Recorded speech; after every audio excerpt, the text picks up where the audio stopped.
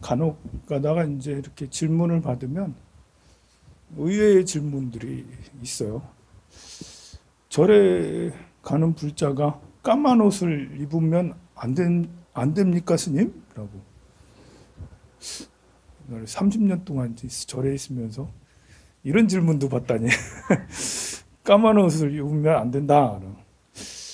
어디서 그런 말을 들었을까 도대체? 텔레비에서 들었을까? 라디오에서 들었을까? 이렇게 이제 남방불교의 불자들은 절에 갈 때 하얀 옷을 이렇게 입어요. 요 보살님처럼, 제 나영보살처럼 저렇게 하얀 옷을 입고 절에 가요. 부처님 때도 그랬는지 어땠는지 그 분위기가, 문화가 이제 절에 가는 사람들은 하얀 옷 입고 가는 문화예요. 하얀 옷의 반대는 검은색이잖아.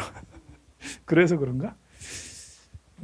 어떤 사람은 절에 절에 가는 사람이 하얀 옷 입으면 안 된다는 말을 들은 적도 있어. 아니, 하얀 옷 입으면 안 되고, 검은 옷 입으면 안 되고, 어떤 옷을 입어야 되지?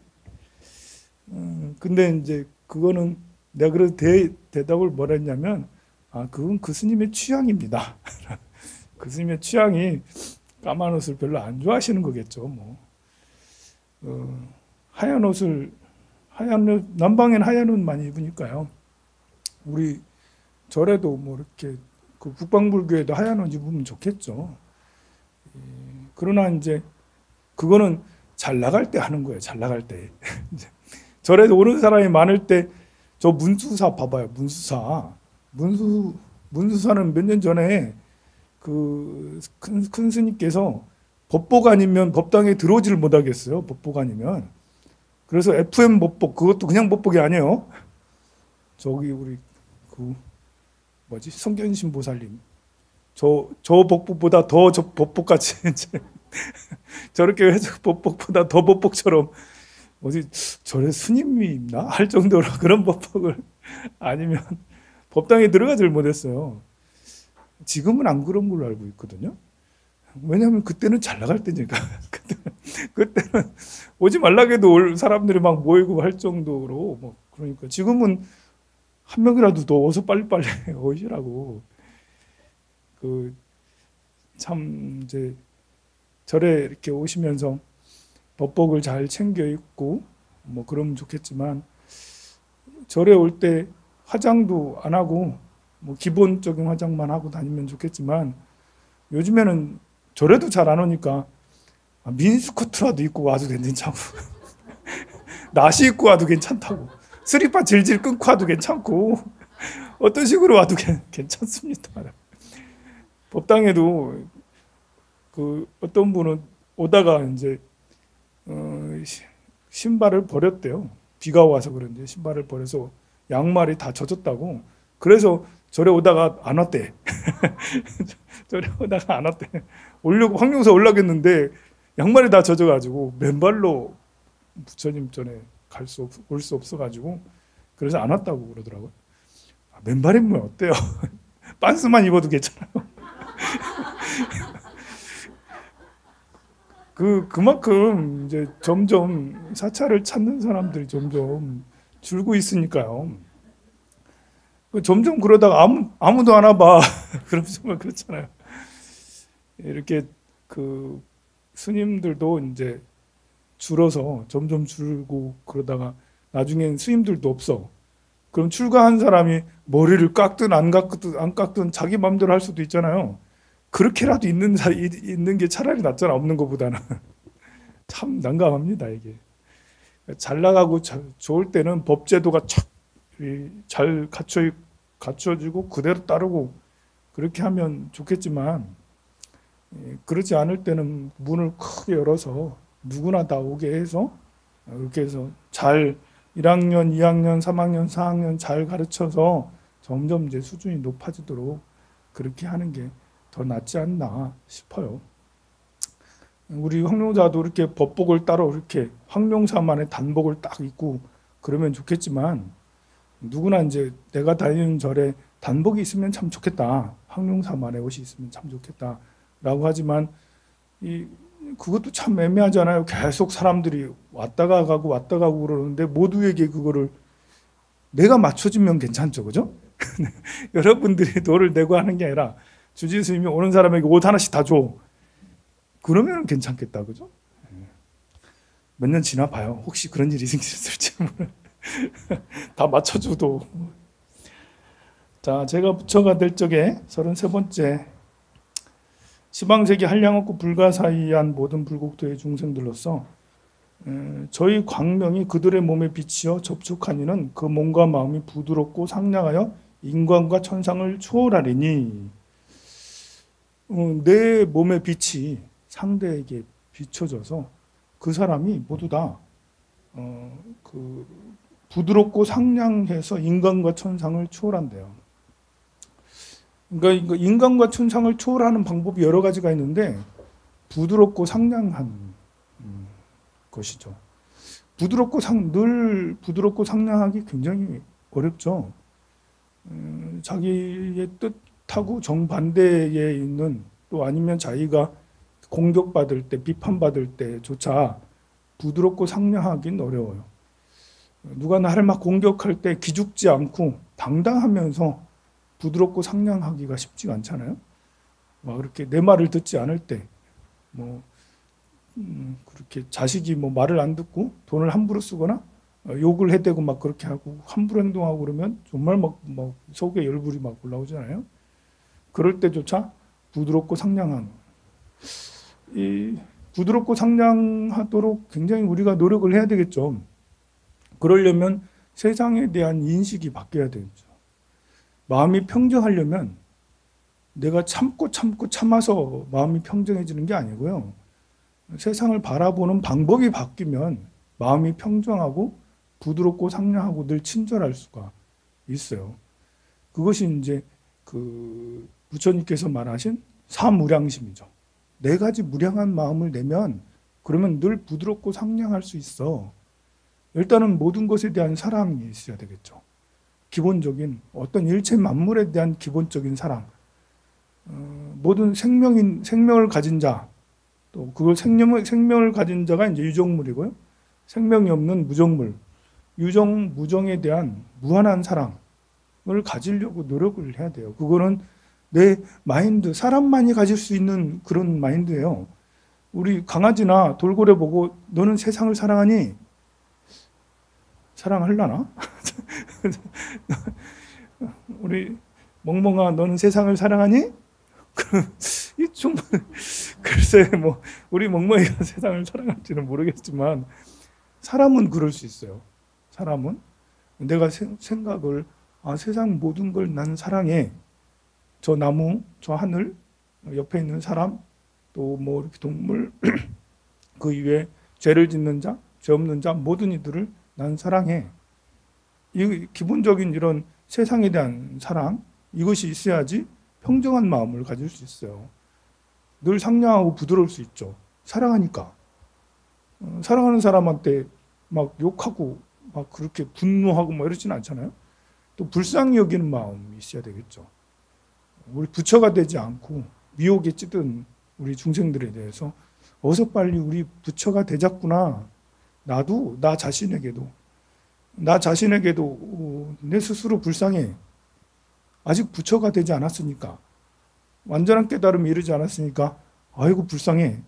그러니까 부처님 전에 늘 참회를 하고 제가 잘못했습니다. 제가 아직 중생이어서 부처님이 되지 못해가지고 죄송합니다 이러면서 참회를 하죠. 나 자신을 불쌍히 여기고 상대를 불쌍히 여기고. 아직 왜 불쌍히 여기냐? 아직 부처가 되지 않았으니까 불쌍히 여기는 거예요. 돈을 많이 가진 사람이든 그렇지 않은 사람이든 나이가 많은 사람이든 젊은 사람이든 모두 다 불쌍해. 아직 중생이니 그러니 불쌍해. 그리고 이제 같이 함께 기뻐하는 거죠. 우리 같이 사랑할 수 있고 같이 서로 불쌍히 여길 수 있는 이 세계가 있으니 너무 행복해. 같이 함께 기뻐하는, 우리 모두 같이 있으니 행복해. 네가 있어? 행복해. 또 내가 있어? 행복해. 우리 모두 있어? 행복해. 하늘이 있어? 행복해. 땅이 있어? 행복해. 먹을 거 있어? 행복해. 이 모든 것에 대한 함께 기뻐하는, 또 그 사람이 기뻐하면 같이 기뻐하고, 그 사람이 좋은 일을 했으면 정말 칭찬해주고 같이 함께 기뻐해. 남이 짓는 공덕을 함께 기뻐하는 게 이제 수순 공덕이라고 그러죠. 공덕을 짓는 것을 기뻐해.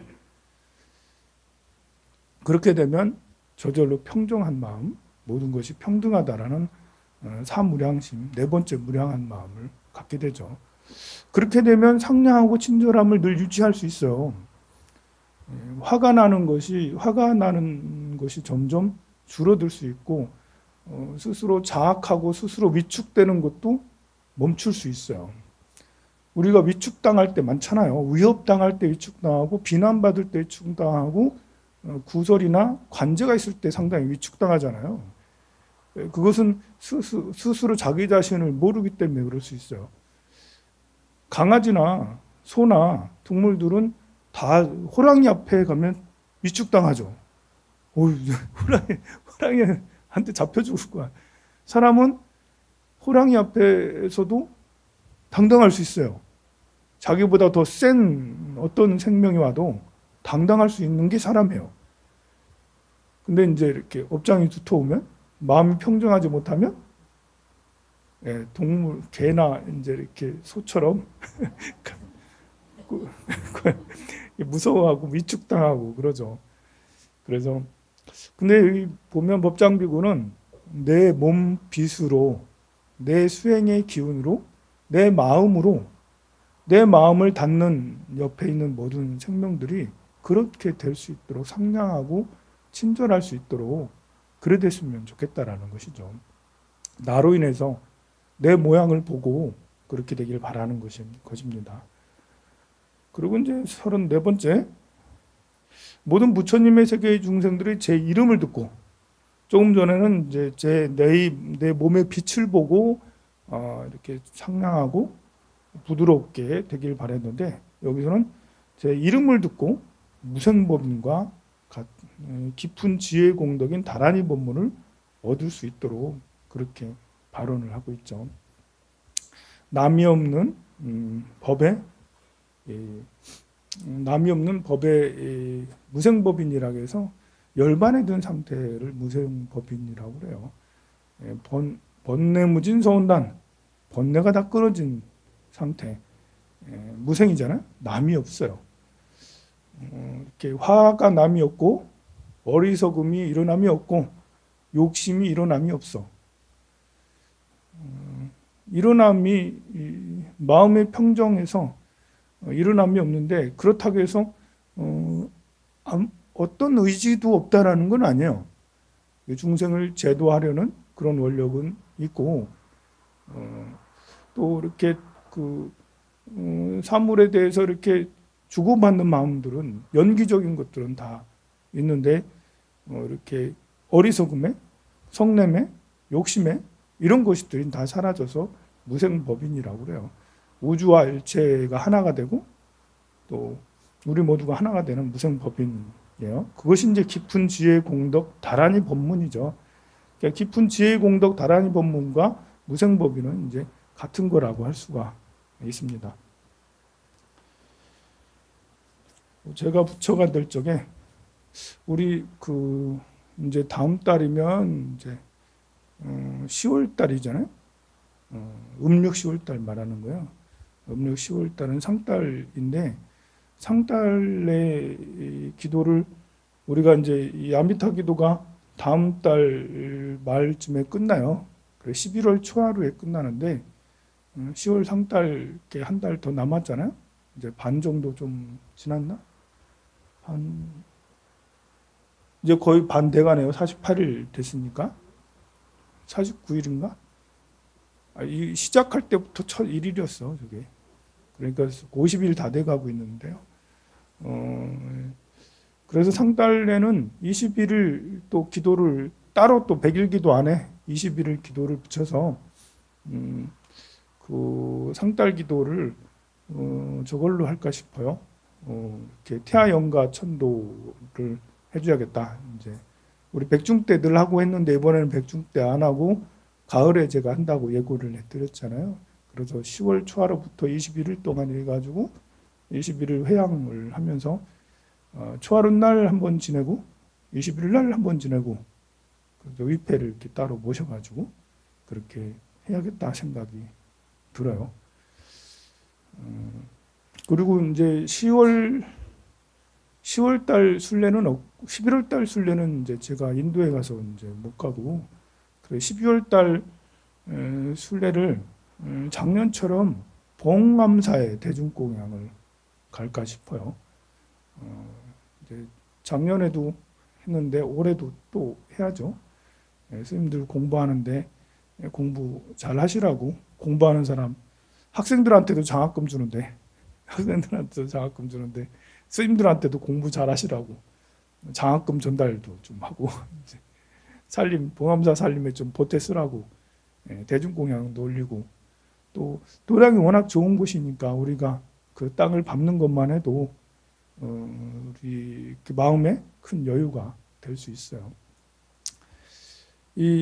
우리가 이제 열심히 사는 건 되게 좋아요. 돈 벌려고 열심히 살고 뭐 이렇게 가정 살림을 뭐 하려고 열심히 살고 아니면 자기 일을 성취하기 위해서 열심히 살고 근데 몸이라는 거는 이렇게 사람마다 그 에너지가 있어요. 에너지가 오버되면 그러면 이제 몸에 병이 생기게 되죠. 특히 요즘에는 암 같은 병. 내가 가진 에너지를 보다 오버시키면 암이 걸리는 거죠. 이제 너무 열심히 해서 일에 몰두해도 암 걸리고 마음이 상심이 커가지고 마음이 너무 다운되거나 이래도 이제 암 같은 그런 병에 걸리게 되는데 그런 병에 걸리는 것을 이렇게 보면 공부할 때, 기도할 때 그럴 때 공부하고 기도하는 게 쉬는 거잖아요. 내 마음의 영역을 몸의 영역을 좀 쉬면서 내 마음을 더 깊이 사색하는 나 자신을 더 찾아가는 그런 때고 나 자신의 나 자신의 질을 더 높이는 거죠. 나 자신을 더 좋은 사람으로 수준을 더 높이는 게 기도하고 수행하는 그런 것이에요. 그래서 세상에 열심히 살아가는 사람도 사실은 기도하고 명상하는 게 이렇게 필요해요. 그래서 막 달리는 그런 사람들에게 잠깐 쉬게 해서 안 그러면 심장마비 걸리잖아. 너무 펑펑펑 뛰어가지고 그게 안 되면 병 나는 게 쉬라고 병 나는 걸 수도 있어요. 보면 그만 일해라 쉬어라 그렇게 해서 병 나는 경우도 있고 그래요. 그러니까 기도 안 해서 병 난다 이렇게까지 이제 이렇게 말할 수도 있을 만큼이나 신기하게 그 사람이 기도하면서 일했으면 병이 안 났을 텐데 그냥 일만 열심히 해가지고 병 나고 그 사람이 이렇게 기도했으면 우울증이나 아니면 이제 마음에 큰 원한이나 원망이 안 생겼을 텐데 마음의 원망과 원한 또는 우울 이런 것들도 그냥 계속 내달리다 보니까 그 사람이 위기에 처하고 막 그렇게 돼요. 우리 잔치는 보살님이 어제 입원했어요. 신경정신과에 입원을 하셨어요. 다들 알게 될 거니까 제가 말씀을 드릴게요. 요즘에 약간 좀 그러셨잖아. 예전에도 이렇게 그러셨거든요. 제가 이렇게 신경정신과에 한 5년 정도 일주일에 한 번씩 가서 법문을 하고 막 그렇게 법회를 한 적이 있어요. 그때 거기에 몇 년간 장기 입원을 하고 계셨거든요.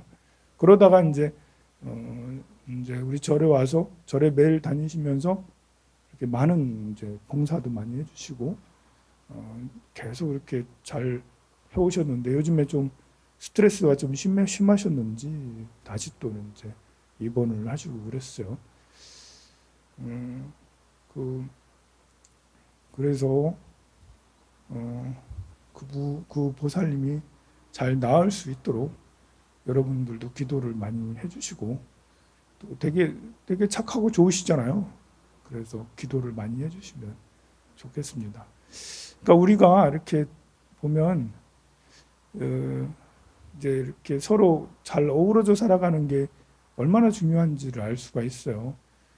우리 여러분들이 다 관심을 갖고 다 대화를 해주고 그렇게 하곤 했지만 그래도 이게 어떤 상태를 더 넘어서면 그것도 안 되는 이런 것이 있는 것 같기도 해요. 여기 계신 분들은 모두 다 최선을 다했으리라고 생각을 하는데요. 그래서 이제 더 좋아지는 사람도 있고 또 그렇게 했는데도 불구하고 잘 안 되는 경우도 있고 그래요. 그렇다 하더라도 우리는 항상 최선을 다하고 해야 되겠죠. 그래서 여러분들 보고 처음 오는 사람에게도 늘 잘해주고 친절하게 해주고 절에 온다는 자체가 기뻐서 오는 사람도 있지만 너무 힘들어서 오는 사람이 대부분이거든요, 보면. 그러니 그 사람들에게 늘 친절하게, 그 사람들에게 늘 밥 먹기를 권하고 차 마시기를 권하고 또 오라고 자꾸 오라고. 저를 벗어나는 순간 어떻게 변할지 모르기 때문에 그래서 여기 지금 빈자리도 많이 있잖아요. 요즘에 많이 오다가 안 오시는 분들이 굉장히 많은데 그런 분들한테도 여러분들이 또 오시라고 그러면 이제 오게 되고 그래요. 10명한테 오라고 해서 한 명이 오는 것만 해도 성공했다 할 수가 있잖아요. 이렇게 이제 같이 함께 어우러지고 같이 함께 마음을 나눠야지 마음이 건강해질 수 있어요. 그런데 이제 같이 함께 있어도 또 스스로 이제 막 이렇게 되면 이것도 또 이제 그래요. 그래서 우리가 많은 노력을 함에도 불구하고 어떤 때는 실패할 때도 있고 또 많은 노력을 하고 해서 이렇게 좋아지는 경우도 있어요. 봉사하는 사람들한테 제일 힘든 게 뭐냐면 그런 거예요. 봉사한다는 것이 어려운 환경에 다 같이 힘든 사람들이 모여 있는 곳이잖아. 절은 기뻐하는 사람들도 있지만 힘들어하는 사람들도 많이 모여 있어요.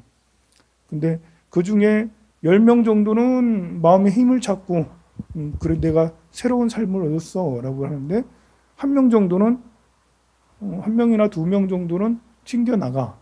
또 심지어 한 명이나 2명이 입원을 하기도 하고 마음의 상처를 크게 입기도 하고 또는 스스로 목숨을 끊기도 하고 이런 일들이 막 벌어져요. 그래서 그런 이제 10개의 좋은 거 그리고 한두 개의 나쁜 거 이렇게 했을 때 나쁜 것을 당했을 때 나쁜 것을 봤을 때 이제 그 봉사하는 사람도 상처를 입는 거야. 이제 봉사가 다 필요 없구나. 이렇게 도와주는 게 다 필요 없구나. 이거 해서 뭐해? 라고 생각하기가 쉬운데 그렇게 생각해서 안 해버리면 또 안 나와버리고 그러면 그게 그렇잖아요. 그럼에도 불구하고 또 다른 미래에 우리가 도와줄 사람들, 우리가 도움을 줄 수 있는 그런 사람들이 계속 나타날 수 있기 때문에 좀 1명, 2명이 안 되는 그런 것이 정말 힘들고 아픈 일이지만 그럼에도 불구하고 또 열심히 해야 될 게 우리가 해야지 되지 않나 싶습니다. 오늘 잡채 맛있거든요. 제가 열심히 볶았어요. 잡채 볶는다고 좀 늦게 왔어요. 엄청 잘 볶았으니까 엄청 맛있을 거예요. 많이 드세요.